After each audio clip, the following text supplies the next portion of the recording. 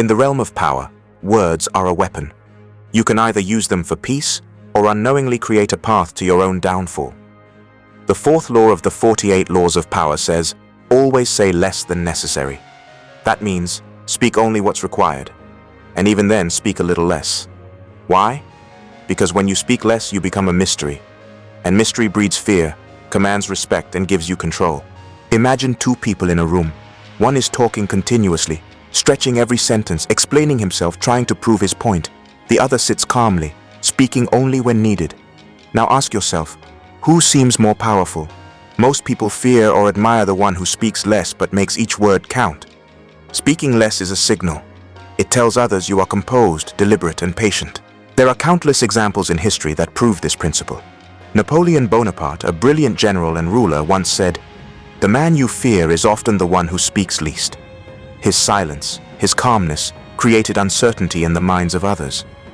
On the other hand, someone who constantly talks, giving opinions on everything, is soon seen as weak because he's exposed. And when people can read you, your power diminishes. This art of restraint is a powerful weapon for kings, ministers, businessmen, and leaders alike. In courts, great lawyers defeat their opponents not with more words but with sharper, fewer ones. In politics, the leader who speaks less but with weight becomes the voice everyone wants to hear. In diplomacy, the one who speaks briefly yet wisely leaves a lasting impact. Now let's bring this to everyday life. Say you're in an interview. If you talk too much, reveal your fears, or lie, the interviewer will catch on quickly.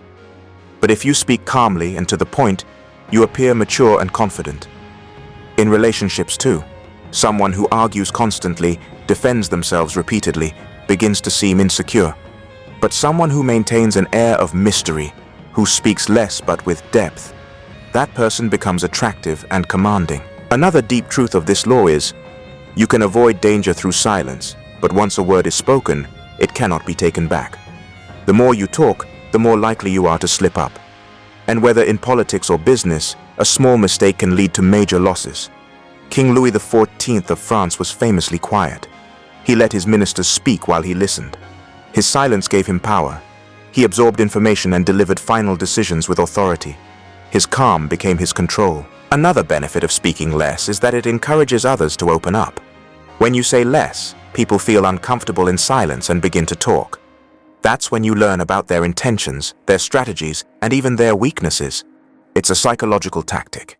Remember, the game of power isn't just about outer dominance. It's mental. And true mental control comes from silence and restraint. The essence of this law is not to overpower others with words, but to make them wonder about your silence. Let them be curious.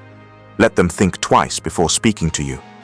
A person wrapped in mystery always commands attention. People listen more carefully when you rarely speak, and that attention, that influence, becomes power. Some people think that talking more will help them convince others or impress them. But the truth is, the more you talk, the more likely it is that you will appear insecure or foolish. If your words are few but powerful, they will echo longer. The world respects the one who weighs their words. So next time you're in a meeting, a debate, or a conversation, pause, think, and speak only what is necessary. That way you not only impact others, but you also retain control over yourself. And power always begins with self-control. Remember this. When you speak, you reveal your cards. But when you remain silent, people fear what cards you might be holding. And that fear, that curiosity, that is power.